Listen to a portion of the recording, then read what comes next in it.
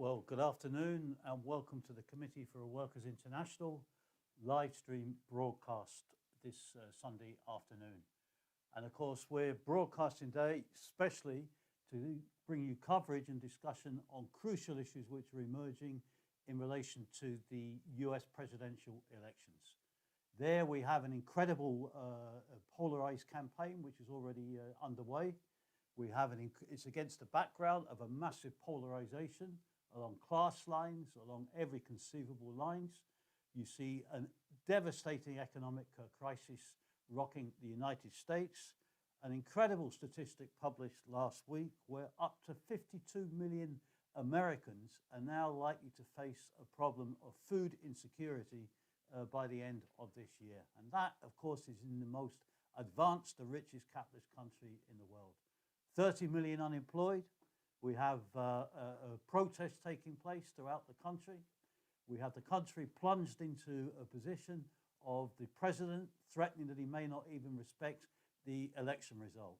And today, to discuss these developments and the prospects for building a socialist alternative in the US and the prospects for these general elections in November, we're very privileged to have today the presidential candidate from the Green Party, running as a socialist, Howie Hawkins, a retired member of the Teamsters, and we hope to be joined later by Angela Walker, his vice presidential candidate, who's also a member of the Teamsters, who unfortunately has been delayed a bit. She's a truck driver working 12 to 14 hours a day and has been delayed getting to the computers, a measure of the working conditions in the US where truck drivers are working 12 to 14 hours a day.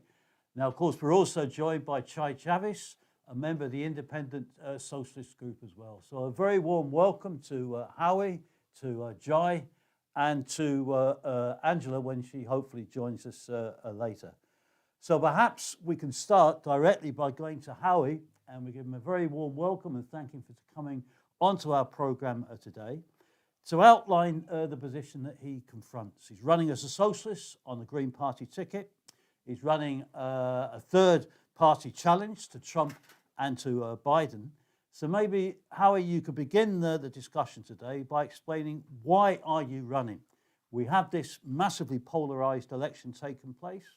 You could understand the sentiment which must be present of lesser evilism, anybody but Trump.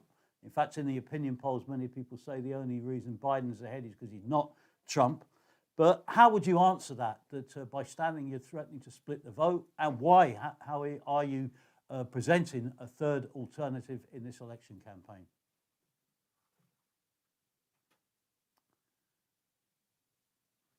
Okay, Howie, so those are the issues we hope to touch upon. But I think we've got a technical problem. We've lost the connection with Howie. Are you still there? Howie, can you hear us?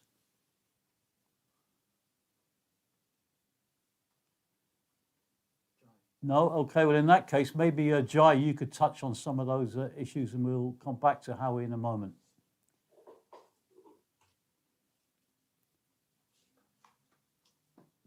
Jai?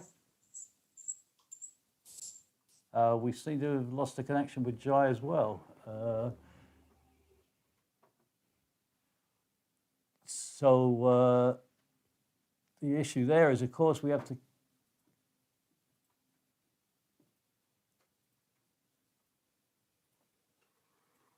If you could just bear with us for 1 minute, and we'll see what we can do. And of course, this election is taking place against. I think there's an issue with the connection. Okay. We got Jai. We can't even now. hear you through the Zoom, Tony. Sorry? Jai, maybe He's you could doing a great introduction. Oh no, Howie. Okay, we got you back. Okay, that's good. Right. Sorry Hey, about Angela. that. So, Howie, if you heard us, if you could respond to some of those points.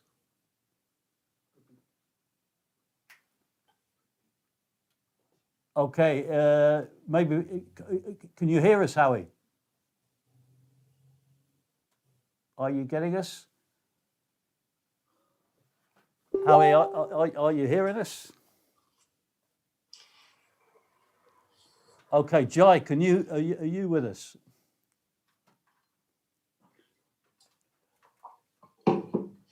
Okay, Howie, I think we got you back there, have we? No, Jai, have we got you there?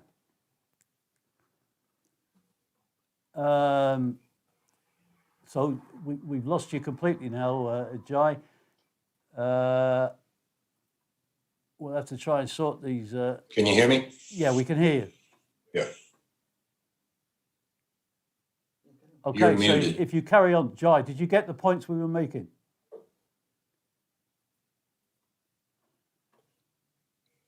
Jai?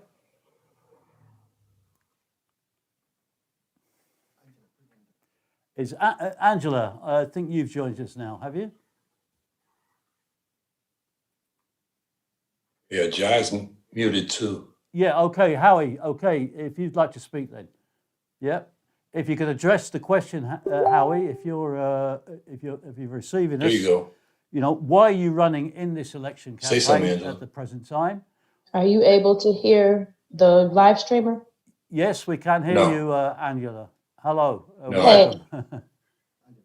Okay, so how No, he froze. I think they're trying to get him back on. Yeah, no, we got. So the issue is, I can hear him on the live stream, but not through the Zoom. So it's delayed by like 15 seconds or something. So it makes it impossible to communicate. Okay, Angela. So he's talking on the live stream?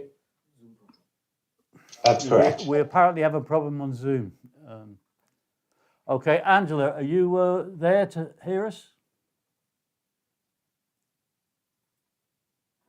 Apparently Zoom has crashed. Angela. So yeah, Tony, we can't hear you in real time. I'm watching the live stream on my phone and I can hear you, but I can't hear what you're actually saying to us because of the delay.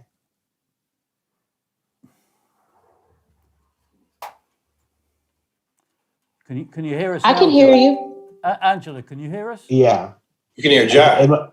It might be better to just redo the Zoom or something because I Yeah, don't know why, but we just cannot hear you at all, Tony. Angela, can you hear us, Angela? Yeah, there's a big lag. Right. Okay, then, Angela, welcome to the show. Okay, if we can start with you, and we'll go back to Howie later. But very warm welcome to us. We've commented on the election campaign. You're running a third ticket against Biden and also against Trump. And maybe you could explain why you're offering that third challenge. I can hear you. Yeah. We have a massively I don't hear anything but Angela and Jai. I'm listening to him on Facebook. Okay. They can't hear us. If we could just pause it a moment, we'll have to try and reboot. We're sorry for our viewers.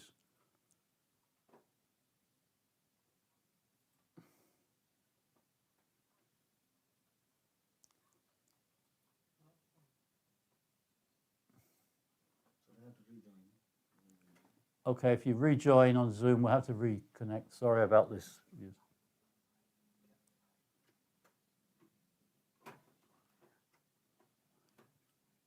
Okay, well, so we're just bringing back in now our three participants here who are having to reconnect on Zoom because there's a Zoom problem has arisen. And as soon as we've done that, then we'll start the show again. So we apologize for this problem.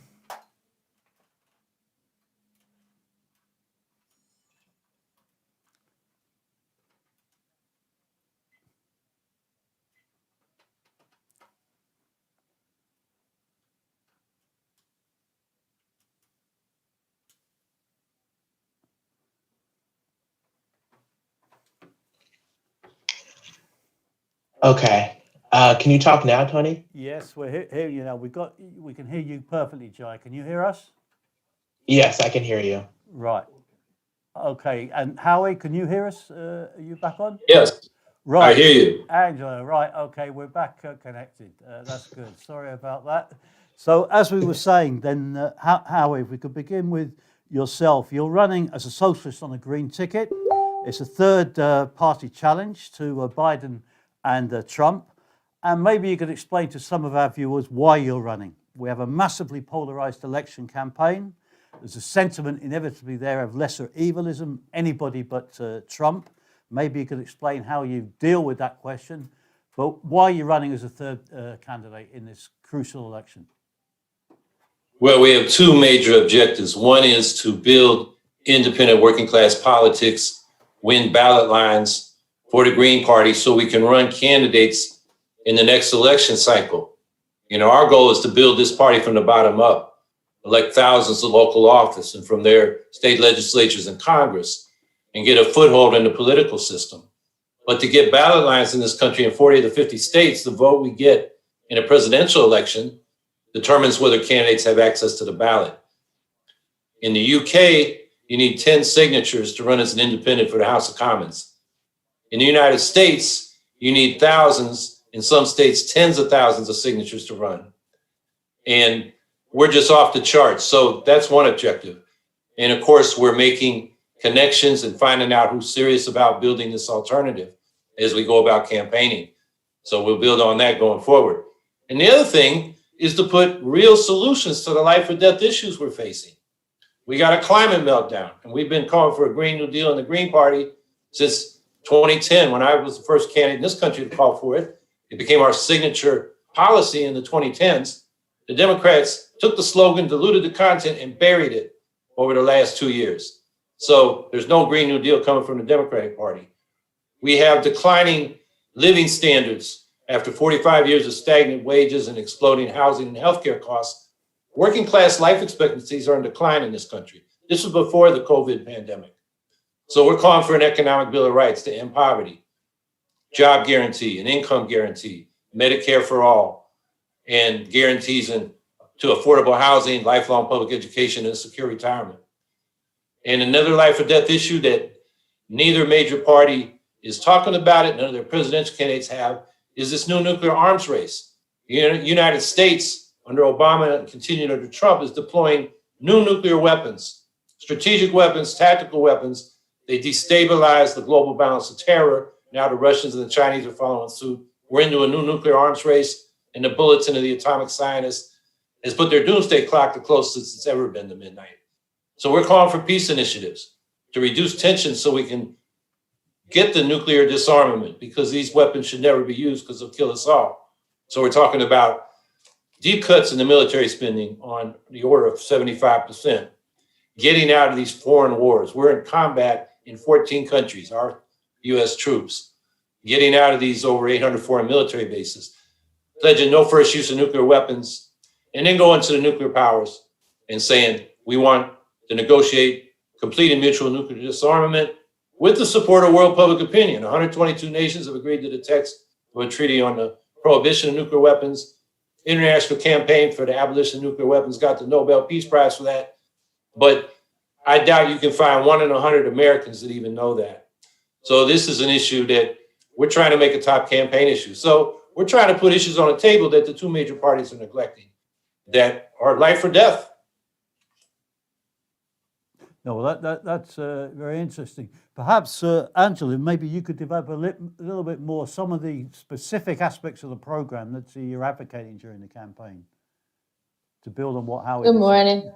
Oh, good morning. Good morning. Thanks for having us. I think, touching also on what Howie was saying, because we are running on life or death issues, a lot of what we have in our country that we're dealing with right now, we're dealing with rebellions. We're dealing with people responding to decades of state-sponsored violence, particularly against Black, brown, and red folks.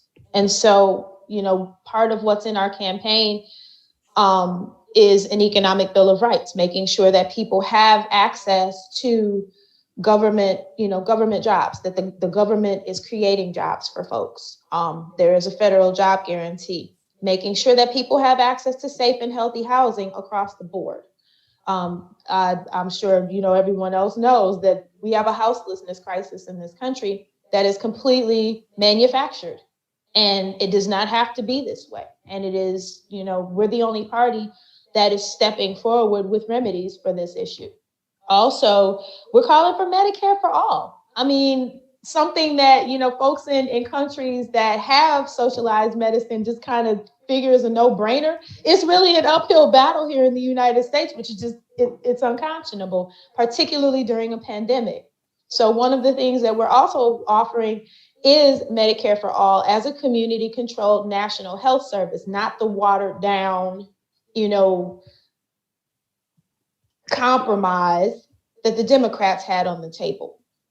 We're also offering, we're talking about not reforming, community control of the police and defunding police authorities to where those monies are reallocated to strengthen infrastructure in communities. We have, a violence problem here in this country that needs to be addressed. And I think, in fact, I know for a fact we are the only party that is addressing, issues that people in the street are actually talking about right now.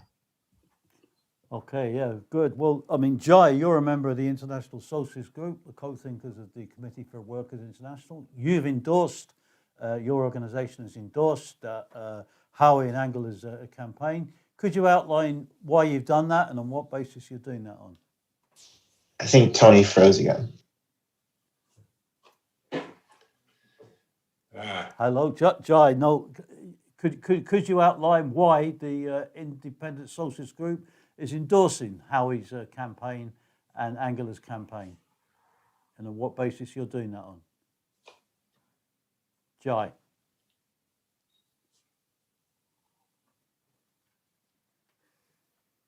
No. Okay. We have another Zoom problem, I think.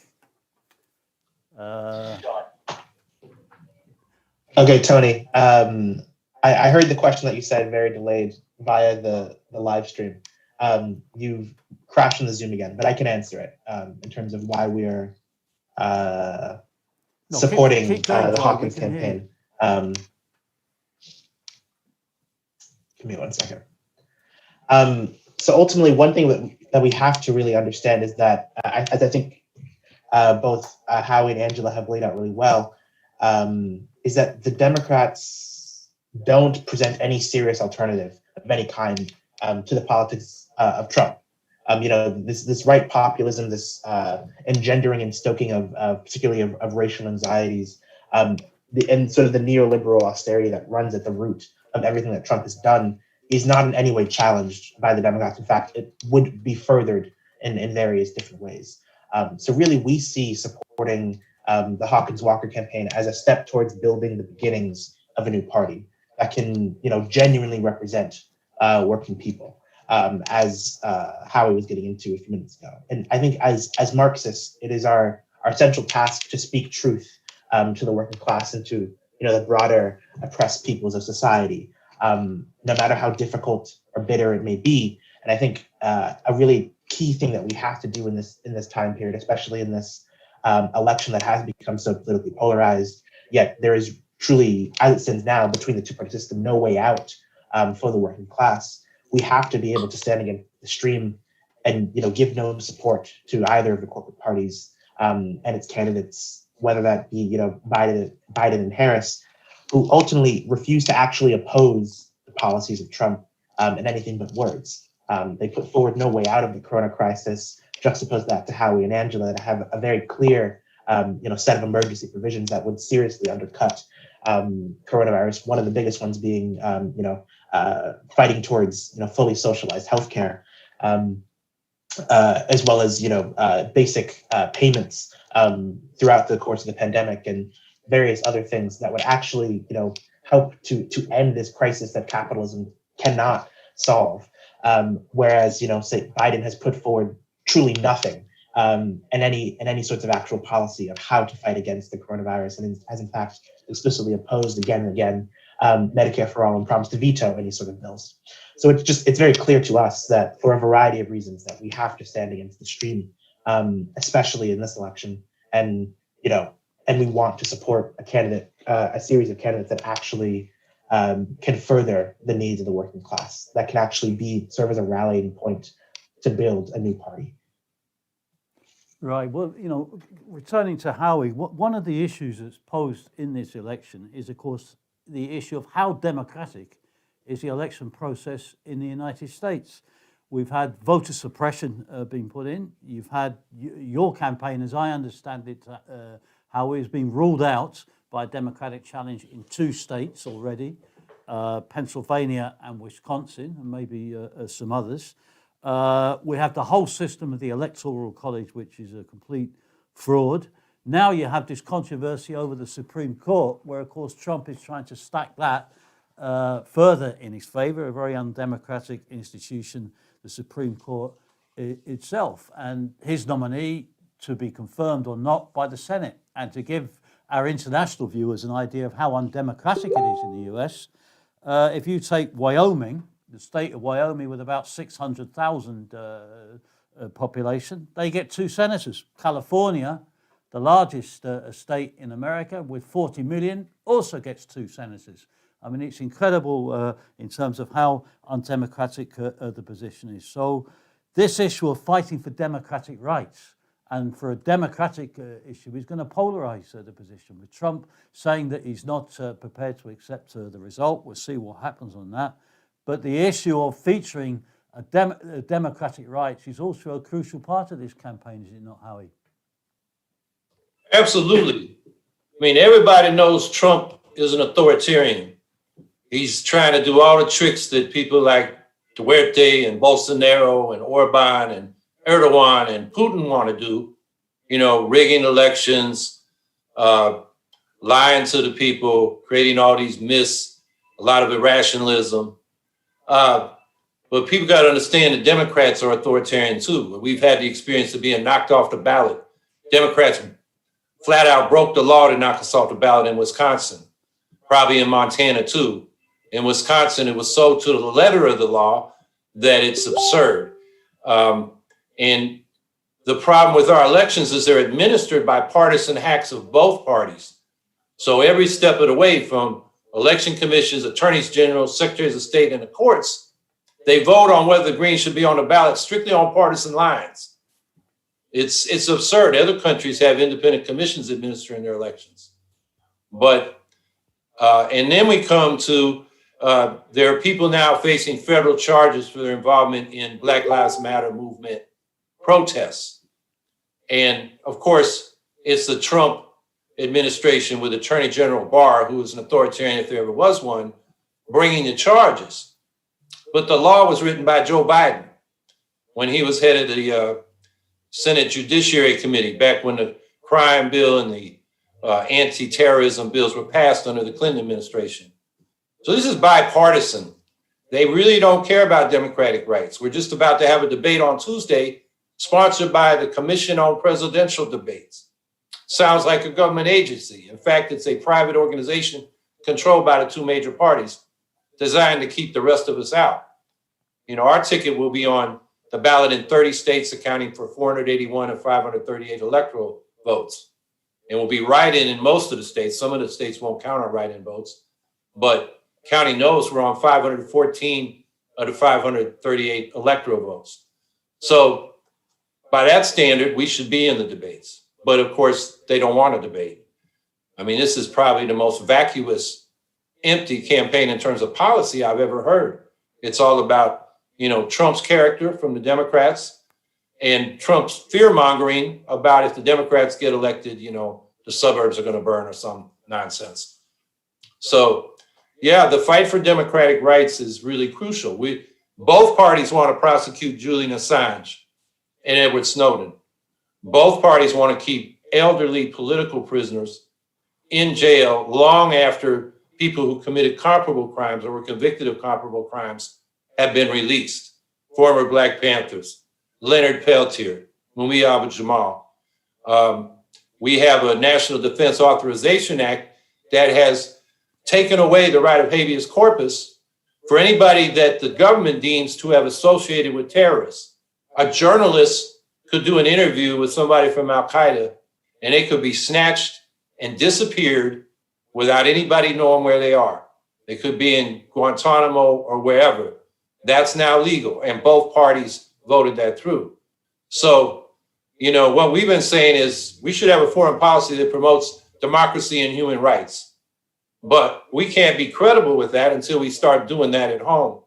So, you know, This is a fight for democracy, really. And, of course, we're socialists. We want to extend democracy into the economy and try to put that on the agenda. But, those basic civil liberties and democratic rights are very much in jeopardy, including the right to run for office. I mean, that's the fullest expression of the First Amendment. Speech, assembly, petition the government. And the Democrats want to suppress the Green Party. And so, we're through with both parties. Yeah. No, well, I mean, you touched there on the issue of, the polarization, the issue of democratic rights, and maybe Angela would like to comment on the question. We've seen the Black Lives Matter movement, which was really an uprising, which is a social revolt which has taken place. But then after that, of course, we've seen the response of the right, the emergence of right-wing militias being formed. We've seen some black militias now being formed as defense organizations, apparently within some of the communities. And what are the lessons of the Black Lives Matter movement in terms of how it needs to be taken forward in the next period, in the run up to the presidential elections and after that? Maybe Angela and Jai would have some comments on that. Well, thinking about Black militias, essentially, I think that it's important that people understand that those have always been.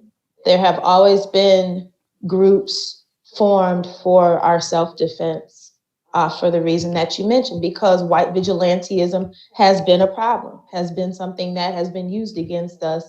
We saw this in Kenosha, and how many other places, seeing it in Oregon, where, you have unarmed protesters being gunned down by, folks with weapons, and the police are essentially, patting them on the back, patting them on the head, and coddling them. This is, I've always viewed white militias as simply an extension of the police state. They're doing, if we think about what police in this country were evolved to do, they started out catching, enslaved people who ran for their freedom. That was their purpose, and they're continuing that. And when we're speaking about the movement for Black Lives, I virtually attended the Black National Convention that was held in August of this year, that the movement held. And one of the biggest things that they are moving towards is creating a politics that is specifically for Black people in this country, that specifically lifts up our issues. And they are not so much, of course, it's get out the vote. And, a lot of what I saw was very, very Democrat leaning, unfortunately. But I think it's something that people need to understand, is that there is a political strategy that the movement has. They are working on that. They are refining it. They are understanding that everybody is not a Democrat that's going to be riding along with this, people like me.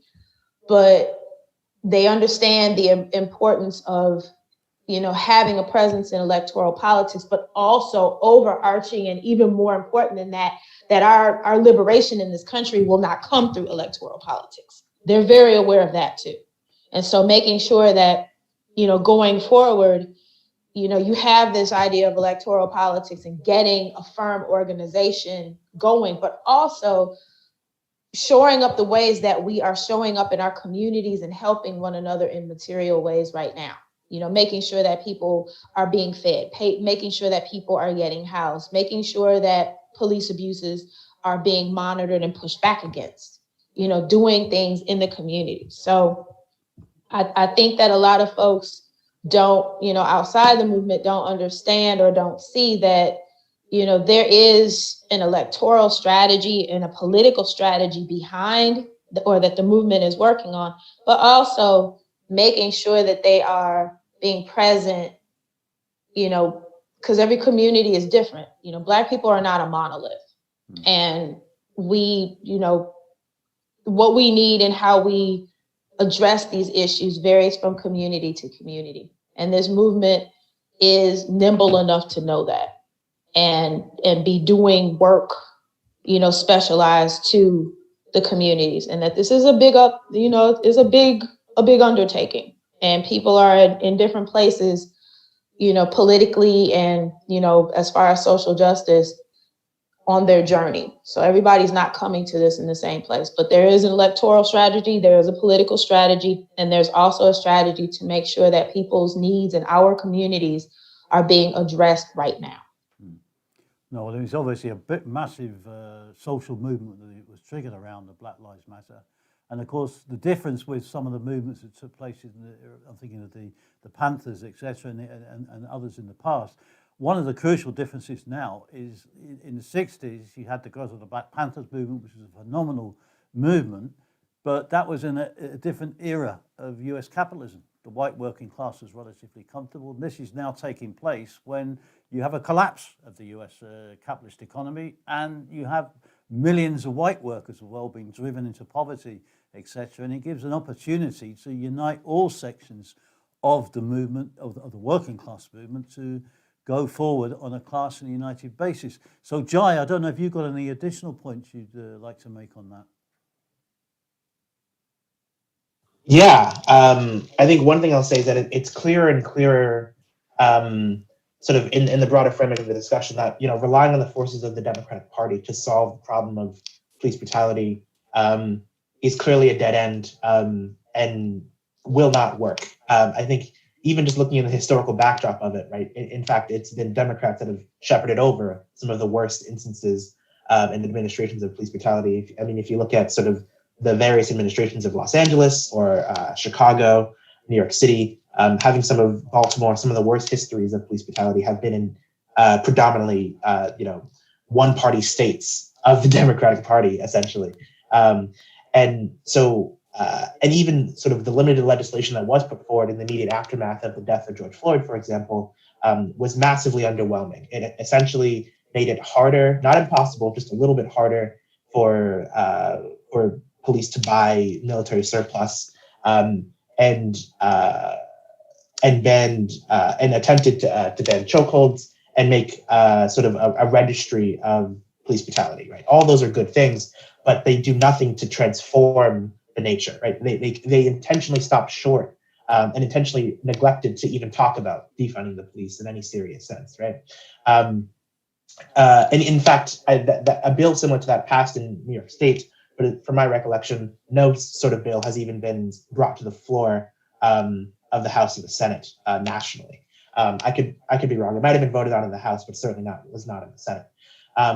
And so even what the Democrats have been willing to concede has been incredibly minimal. And I think that, in combination with the very recent experience in Louisville, in which Breonna Taylor, who was murdered by police that broke into her home in a no-knock warrant back in March, the complete failure to charge two of the officers involved at all, and the charging one of them not with murder or even manslaughter, but with literally shooting someone else into someone else's house, like not aiming well enough is what he was actually charged with. It's a great example of how the movement needs to go beyond what it has been doing. And I think one crucial thing is it needs to get a lot more organized. I think it obviously varies and is heterogeneous in a lot of different places, but I think one of the crucial things, especially in a lot of the major cities, is actually pulling these forces together, developing organizations in the community, rather than sort of these sort of scatter shots of protests that have occurred in many major cities. Like New York is a really good example. And pooling our forces together, discussing strategy, forming a coherent program as a movement to use to rally around and to further grow and organize. I think another major thing is the failure of organized labor to enter into the movement as strong as it really needs to, because an injury to one is an injury to all, and I think we really need. There's been a lot of trepidation, especially amongst the tops of the AFL-CIO, that we really need to be to fighting for an anti-racist union leadership that will champion and lead their members into being a serious part of this movement. Because it has to happen if we want the serious change to come, and to also draw out the conclusion from this movement, if not anything else, that the Democrats will not budge on this, and it's another great example of why we need a new party. Yeah. Okay. Well, maybe Howie, because previously to one of the questions is obviously a point of your campaign. You've laid stress on the question of the environment, which is a crucial issue. You're linking that with the question of the need for a radical left alternative, the idea of socialism being posed. I mean, you're dealing with this issue of lesser evilism. I mean, you've had, you're endorsed by the majority of the Green Party, but reflecting this pressure which is there for lesser evilism, you've had 170 leading environmentalists sign a letter urging you not to run. That includes the leaders of the Earth Day and even the Sunrise Movement has been posed there.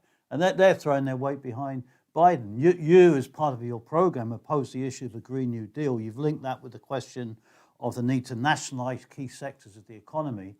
I mean, is it not the case that when we're dealing with the environment, which is obviously crucial, particularly in the US, with the horrors of the fires which are burning in California at this stage and the consequences they've had, and with the economic crisis, a Green New Deal being linked with the idea of nationalizing key sectors of the economy and a democratic socialist plan? Because really within this system, the issue of resolving the environmental questions and others is not going to be posed. The big monopolies, the big corporations are not going to allow it, are they? No, they're certainly not. And you mentioned that environmental letter.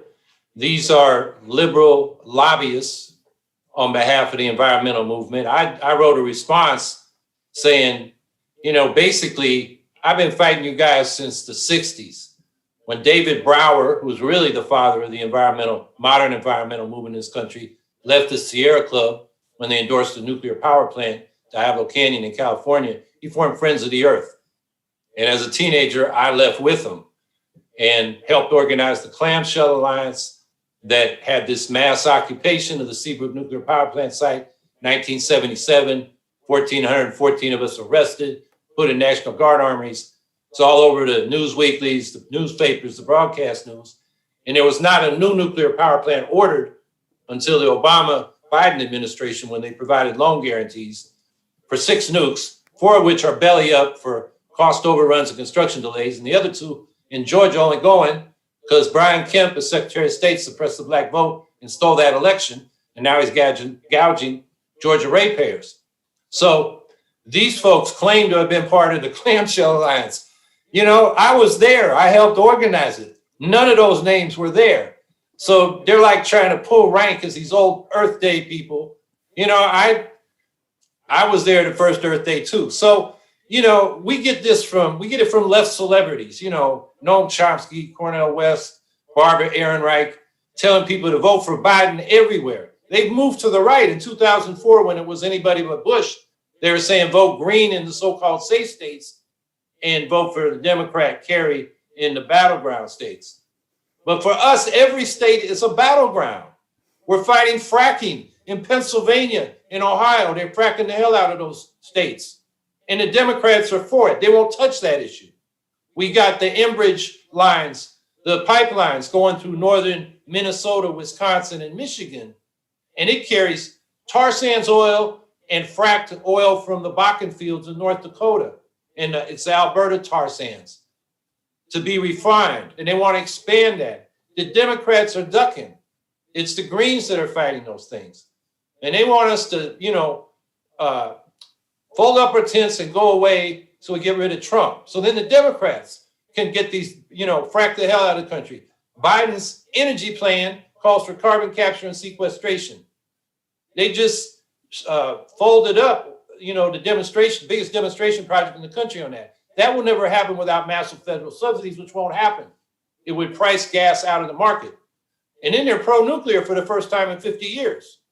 Nuclear now costs 2 to 3 times more than most forms of solar and wind energy.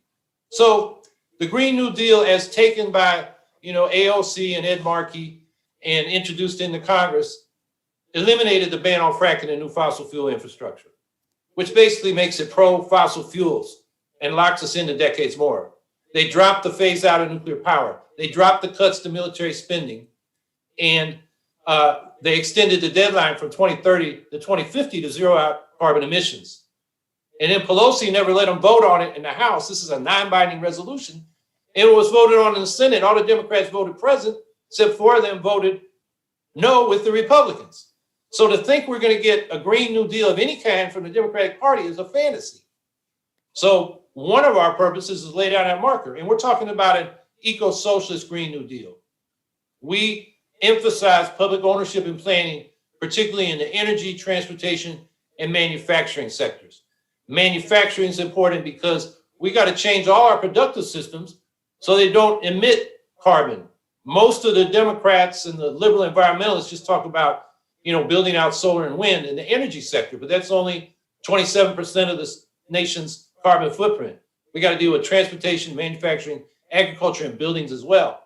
And just to show you how absurd and pathetic the Democratic platform is, and this came out of the joint Sanders-Biden working group, they said they're going to retrofit 5 million buildings in the first 4 years of the administration. Well, there are 120 million buildings in the country. And at that rate, it'll take them 150 years to retrofit these buildings so they're clean. This is not a serious program. This is a program of the fossil fuel and nuclear industries. That's the Democratic Party. Of course, Trump's even worse. But the way you can sum it up is Trump says climate change is a hoax, but the Democrats act as if it's a hoax. And, so the lesser evil is still a disaster. And I think the other thing we have to understand is that the climate policies of the Democrats, this gets back to Black Lives Matter. We have a big problem of environmental racism. They tend to locate the toxic industries close to low-income minority communities. And if we go ahead with fossil fuels and nuclear power plants, Vogel, Georgia's a mostly Black county. That's where these 2 nukes are still being, wasted money being wasted on them. And so it intersects back into the question of linking the exploitation of nature to the exploitation of people. And, our argument is until we harmonize human with human, we're not going to harmonize society with nature. So that the environmental struggle is a struggle against all forms of human oppression, as well as the misuse and abuse of nature. And that's the perspective we're trying to bring into the movement.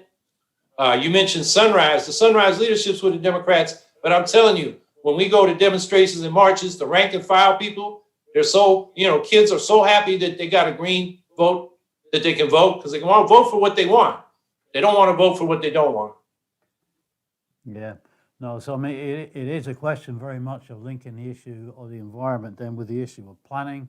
And as you say, nationalising the key sectors of the economy and have a proper democratic plan that will incorporate other aspects of the economy and the social problems which exist. Now, the US is facing, along with most other capitalist countries, its worst economic crisis for decades, since the 1930s. It's reflected in tens of millions being unemployed, which is probably going to go worse. The food banks, starvation, evictions taking place. It's all reminiscence. The economic and social conditions of what existed in the 1930s. Now, whoever wins the election campaign, if Trump sits it in and you have a polarized explosion after it, if Trump is finally forced out or defeated, Biden comes in, that economic crisis is not going to go away. And as you posed, the issue of a new left party, a new workers' party, hopefully, is posed on the agenda as a crucial necessity. Now, do you see this campaign as part of a step towards beginning to build such a new force, really taking momentum maybe after the election has taken place? Well, left unity has been one of our objectives.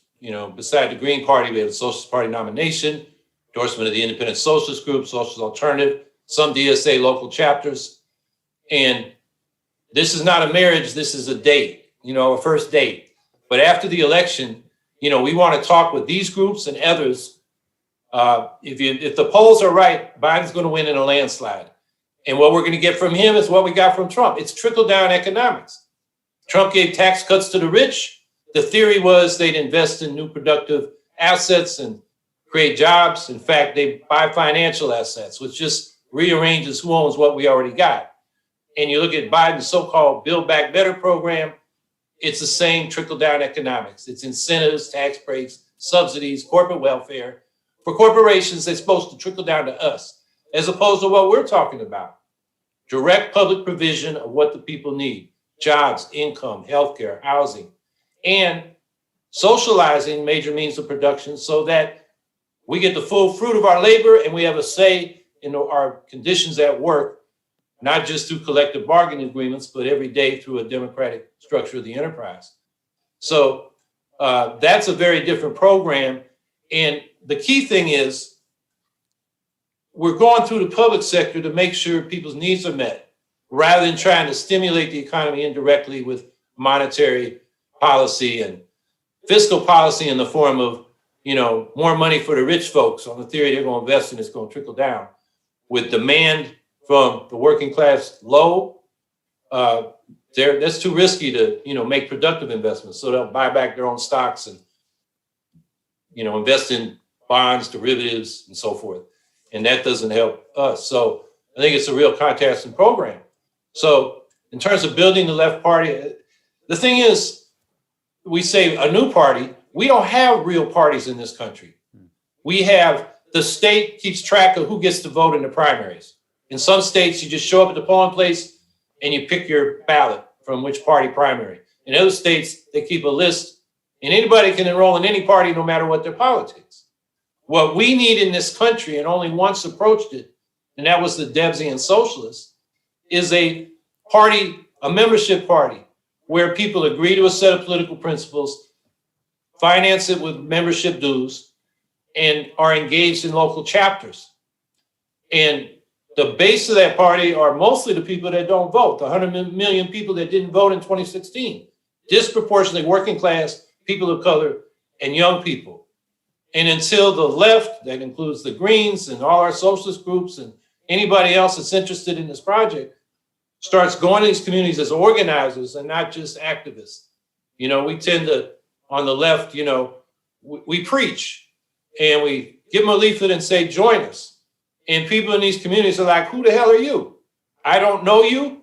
And, the two major parties treat us like dirt. We don't trust them. We don't trust anybody. We got to organize groups. We got to go out and listen, build relationships, and build organization that then the people know who we are. And you mentioned, the Black Panther Party, what they did. I came up in the San Francisco Bay Area as they came up. What they did was listen. That's how they got the sickle cell anemia program, the breakfast program, escorting the seniors when they cashed their checks so they didn't get mugged once they had cash in their pockets. They got that from the people. And then they went out and, had programs that served the people. And the other thing, the Panthers, they were organizing in the Black community. And it was all Black people except a few Japanese on some of the chapters on the West Coast because they were being treated like, vilified minorities too. But they wanted coalitions with other people because they understood that we got to have a working class wide movement to change the system. And I think that's the direction we got to head in.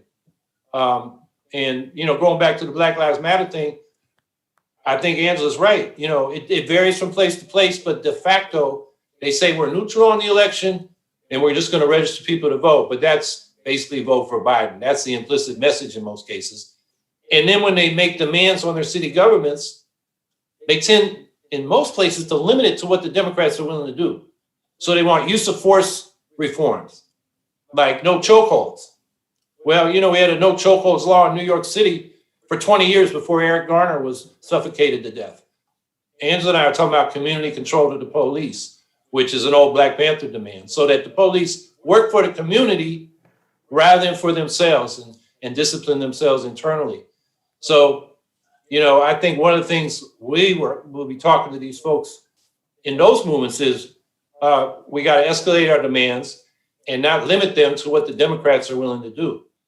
And if we do that, limit them, we're not going to solve the problem because as long as the police themselves, they're going to get away with their crimes. Okay, well, that's important points you raised there, Howie. Now, you've mentioned the question of organised labour, and Angela did before as well. And of course, the leadership is very much linked to the Democratic Party. But this question of a struggle to transform the trade unions into fighting combative organisations, appealing to the rank and file and to win support, both for the presidential election campaign and beyond that, to transform the unions into real instruments to fight for the interests of working people is crucial. And Angela, you're a member of the Teamsters. What battles are taking place and what prospects is there for linking this struggle for a bit of a struggle to transform the unions into more combative organisations? Mr. President over here was the Teamster, or is the Teamster. I was a member of the Amalgamated Transit Union, Local 998. I was their legislative director for about 2.5 years. And I am a firm believer that if labor is to regain or recreate its strength, because I think labor has lost a lot in the decades, legislatively, and also by moving towards this business sort of union model that we're seeing. I think they've lost a lot. They've lost a lot of credibility. They've lost a lot of their ability through, legislation like Taft-Hartley and, in Wisconsin in 2011.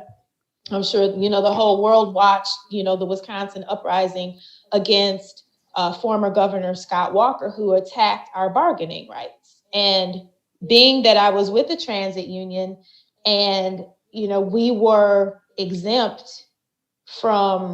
one of 3 unions that were exempted from those attacks. It was transit, fire, and police.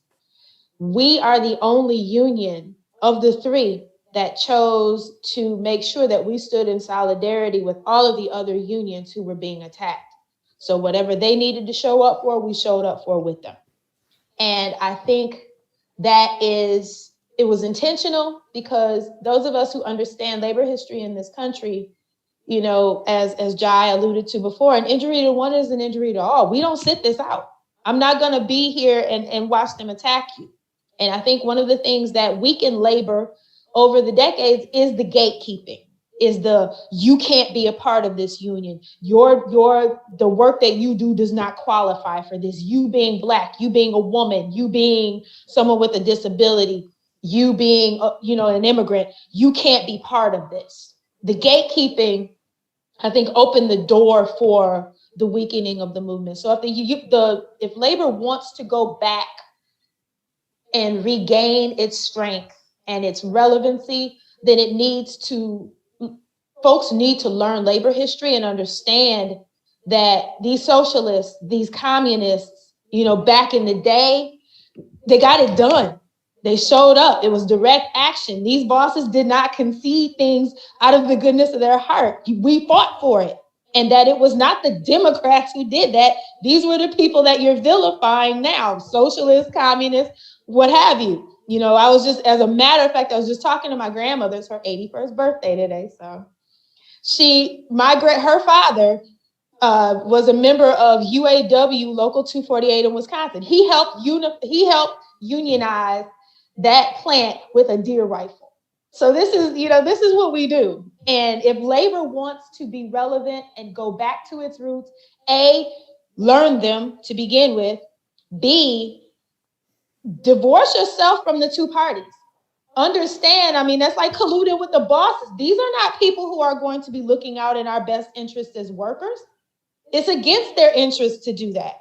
So divorce yourselves from these 2 parties, get with the people, and this time let's get everybody.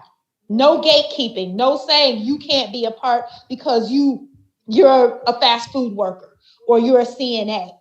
Everybody gets to join. Everybody gets to be a part and embrace our radical history as labor in this country, because it is a very proud history, and it is I think more needed now, or as needed now as it was in the 20s and the 30s. Yeah.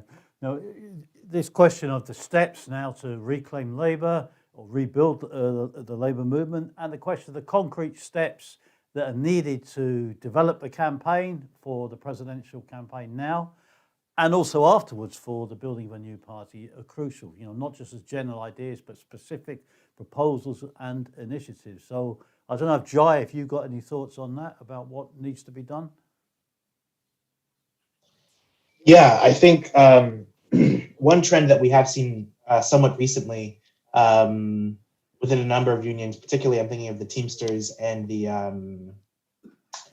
I forget if it's the entire NEA or if it's just the Massachusetts local of the NEA, but sort of this struggle for democratic caucuses within unions. It's like Teamsters for a Democratic Union, Educators for a Democratic Union. This struggle to attempt to politically challenge sort of the old trade union leadership. And I think, but I think one thing that has been lacking, I'm not as well versed in all the particular history, but one thing that I have noticed is sort of a need to link that sort of struggle against the old trade union bureaucracy, not just with electing it out and fighting for a more democratic leadership, but also with explicitly tying that to a struggle against the current their ties with the two-party system, with the bosses, in a more explicit manner.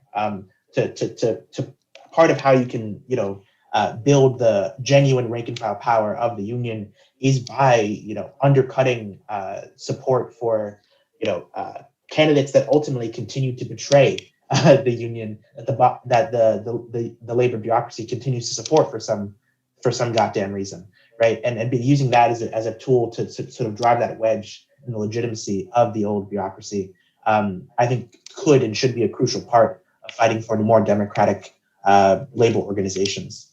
It's also not out of the question of the potential building of new labor organizations in some sectors. Like in particular, there was recently, over the course of the pandemic, there was a struggle. Don't want to oversell it too much in terms of how far it went, but there was a significant sort of talk of potentially of labor. Well, there was labor activity within a lot of immigrant farm workers in the Northwest who are disproportionately undocumented. That could be a site or a possibility for forming new labor organizations that could and should link up with the older organizations as well, that could serve to reinvigorate the labor movement in a serious way, and also improve the conditions of some of the most hyper-exploited workers in sort of the immigrant farming sector. Yeah, no, well, that's important, Jai. I mean, this election, once it takes place, whatever the outcome, is going to plunge the US into a deeper, ongoing crisis. Whoever wins it, they're not going to resolve a crisis of capitalism of this particular character. Now, that poses the issue of winning support for the ideas of socialism. After the election campaign, you've seen a big increase in support amongst young people, especially in the US, for the idea of socialism in general. Whether they fully grasp what that means is a question of their experience and discussing an engagement with them, but they're looking for an alternative. I mean, it's ahead. I think it's over 50% of young people view the idea broadly of socialism in the US now as being favourable, which is an incredible change. And of course, this is going to have international repercussions, this battle over the election campaign. Trump sits in the White House, refuses to leave. There's a battle royal takes place about that. And even if he's ejected at the end, this is going to devastate the credibility of US imperialism internationally, and particularly in the neo-colonial world. I mean, what credibility are they going to have lecturing Asia, Africa, and Latin America about what they need to do with such a crisis there? But all three of you, what do you see the future after the election, and what is the prospect for building support for the broad idea of socialism in the US in the coming period? Because the emergence of a left radical socialist movement in the US is going to have major repercussions internationally, and really is one of the most important issues globally, which is going to affect the whole world in the next period in terms of its consequences. So I don't know if Howie, Angela, and then Jai has any concluding remarks they'd like to make on those points. Yeah, socialism was a conversation stopper until the last few years, and now it's a conversation starter in a lot of sections of society, which is good because it opens up a discussion. The problem is the Bernie Sanders democratic socialism was really old-fashioned New Deal liberalism. Tax the rich to fund social programs. That leaves the billionaire class in place, And they, of course, will resist the social programs. Their concentrated economic power translates into concentrated political power. So I think the challenge for socialists is to educate people, opening up to the idea of socialism and so what it really means. It means working class independence. That's the first principle of socialist politics. And Bernie Sanders was recruiting people into the Democratic Party. It means social ownership of the major means of production. And I've known Bernie since the 70s. I know he knows that, but he didn't make it part of his platform. And a left party has to. So I go back to what I was talking about earlier. We need to build local branches of a mass party in the communities that should be the base of a left. Of the left in every country should be working class people, people that are young people. And in this country, they're mostly outside. The mass bases of the two major parties are the middle and upper middle classes. The working class doesn't vote very much. And instead of fishing in those waters, we got to go to the people that aren't voting. And then in those local chapters, there's the old saying is there's no such thing as an unorganized socialist. We got to be reading stuff together, debating with each other, developing ourselves as speakers and writers and organizers, and basically preparing ourselves to govern society. And you can't do that all by yourself online, reading Facebook posts. So I think building a party is the key task, and it's what this country has missed. I mean, we're facing extinction in New York State as a ballot line party because the Democrats tripled the number of votes we need, attached the bill to the budget while everybody's worried about the COVID pandemic last April. When the Socialist Party, the Debsian Socialist Party, lost their ballot line in 1936, they never recovered it. And that was the year when the Communist Party and the labor movement went into the Democratic Party, which is, what we're getting from the broad progressive movement right now. So we can't make that mistake again. So I think after the election, the Greens that have, held the line and the socialists who stayed independent, we need to be talking to each other and networking and figuring out the next steps.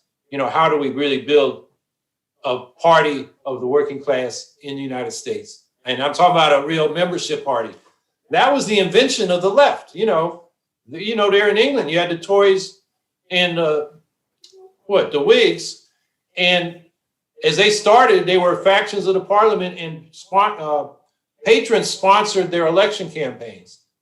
And it was, the working class parties in England and Europe that developed this idea of a membership party with local branches that funds itself by its own members, like we do our unions. The capitalists, you're not going to get a grant to form a revolutionary party. So, we got to realize that in this country. And the people got to support it themselves. So I think, that's really what we got to be doing after the election. Let me just say one of the things about the election. We got to protect the polling places from these right-wing vigilantes and then make sure the mail-in ballots are counted, because that's Trump's game plan. Delay the vote, go to the courts he's packed, and get himself declared president even though he lost the election. And just, that's Kate, important points there, Hallie. Angela, I don't know if you've got any concluding points you'd like to make on this. I'm just gonna piggyback on what Howie said, like I usually do, but just making sure that our people are taken care of going forward. One of the things that we've been stressing is that no matter who's in the White House, and you yourself said it a few minutes ago, and Jai did too, no matter what happens with this election, people are still going to be in pain. People are still going to be hurting in these communities.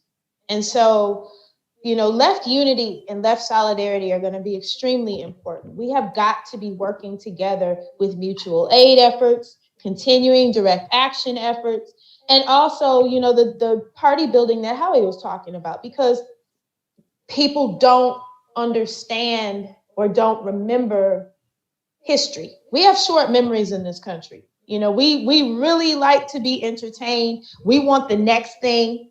We don't want to be bothered with what came before. We ain't got time for that. But we really do need to understand the history of the left in this country, particularly in Black and brown communities where we have such a rich history of being on the left in this country. There was a big brouhaha when Senator Harris was declared the first Black VP nominee to ever be. And it's like, no, baby, no. On the left, we've been doing this. Our campaign put out a whole list of Black women who have run on the left for vice president, one of whom is myself. So we're going to have to get into the communities. We're going to have to build those relationships. We're going to have to assist with the mutual aid efforts and direct action efforts that are continuing. And we're going to have to get educated, when you're talking about socialism, like to your earlier point, people are not getting their hackles up in the way that they were even in 2016. I have heard people speak about socialism this year in quarters that I have never expected to hear it from. Like, whoa, y'all, you're ready now. It's like the light came on. So I think that going forward, especially, with this unpredictable going into fall and winter, no one knows what the COVID pandemic is, what turn it's going to take. Nobody knows, what's going to happen with the evictions that are looming over so many people's heads, unemployment doing what it's doing. So our message and what we are embodying to people, they're ready for us. They're ready to hear this. They're ready for solutions that are based in community, based in, people's direct control of creating a democracy, because we don't have one. And I think a lot of people are just waking up to that fact and they're ready to hear something else. So I think that this is a perfect time for us to be doing the work to get in the communities and build those relationships and take care of one another. Okay, well, thanks, Angela, for that point. And Jai, I don't know if you have any final points you'd like to make just to conclude. Yeah, just briefly. There's been this, to touch on a few points rather quickly, there's been this really acute radicalization of the youth in particular around the question of policing that has taken on this massive, multiracial character that has really touched every elements of sort of young people, to use that term broadly, that has kind of resulted in this huge leap forward in consciousness about racism and how it really functions and how it is so deeply embedded within capitalism. And that's not going to go away overnight. It just won't. There is this sort of real opportunity before us, like Howie and Angela and Tony were saying, to champion the ideas of socialism now more than ever, and to really link how a fight against racism, as Malcolm X said, must be a fight against capitalism. You can't have capitalism without racism. And I think really a key aspect of this that we always need to be putting forward, and is part of why the ISG has critically endorsed the Hawkins-Walker campaign, is that the working class needs an independent political voice. Right? It's not a question of if or maybe or it would be nice. It is a requirement. Otherwise, we will continue to be deadlocked into these dubious machinations and this political theater of the two-party system that has no interest in actually fighting for working class ideas, unless it is quite literally forced to at the hands of a mass movement that's strong enough to force their hand. And ultimately, touching back to what I said before, wrapping up, if we really want to defeat the politics of Trump, that's not going to be accomplished by putting our heads down and holding our noses and voting for, a neoliberal candidate that supports the same austerity measures and also a lot of the same racist measures, to be frank, like, mass incarceration and a very top-down and racist approach to policing, et cetera, like Biden and Harris. The way we defeat the politics of Trump and sort of the sort of Trumpism and the right populism that Trump represents isn't through voting for Biden. It's through actually building the forces of the working class. And for us, building for a new party, through supporting the campaign and afterwards is really the crucial task that lies before us. That's what's going to determine the historical trend of the US over the next, 10, 20, 30, however many years. That's what's going to matter. And not to say that the elections don't, obviously they do, but the key task before us is building the working class's power so that we can continue to fight regardless of who it is that wins. And because either way, it will be a massive uphill battle. and struggling for actual change in favor of the needs of the working class and the oppressed peoples of our society and of the world. Okay, well, thanks, Joy. Well, I'd like to thank Howie, Angela, and Joy for joining us. I think they've given a very good glimpse of some of the issues that are posed of the campaign which is taking place in the US today. It's obviously an unbelievably polarized campaign. It's historic from that point of view. We see the clashes between left and right, but from an optimistic note, I think Howie made a very important point in the usual graphic form you hear from the US, that in the past, socialism has been a conversation stopper. Now it's a conversation starter. Of course, we need to fill that out with what it means with a program, but it represents an important sea change in the situation in the US at this particular stage. Of course, that's not to detract from the growth of the right and the polarized mood which has taken place. So I'd like to thank once again Howie, Angela, and Joy for joining us today. If you'd like more information or to read more of the analysis of the Committee for Workers International, you can go to our website on socialistworld.net. You can follow us on Twitter at CWI Socialist. You can follow us on Instagram at Socialist World. And most importantly, to boost our audience and our following, you can join us on CWI Media and subscribe to our channel there. When we say subscribe, it doesn't cost you a penny or $1 or a dime. You can just tick the box and you're subscribed. And if you'd like to make a donation to the Committee for Workers International, you can become a patron by going to our patreon.com/CWI. And you can also make a regular donation to us at paypal.me/donate numeral 2 CWI. And of course, you can go to our website, socialistworld.net, and make a one-off payment. So I'd like to thank you all for joining us this afternoon. Don't just be passive. If you're in the United States and you want to get involved in the campaign for Howie and Angela's campaign. You can contact them on their website. You can contact the Independent Socialist Group on their website as well there. You can contact the CWI, as I say, at socialistworld.net, and join us in the struggle for building a socialist alternative globally to defeat this decadent phase of global capitalism that we're going through at this stage. So I'd like to thank you all for watching us. CWI Media will be back in 2 weeks on Sunday afternoon again, providing further analysis with another aspect of the capitalist crisis globally and the pandemic which is taking place.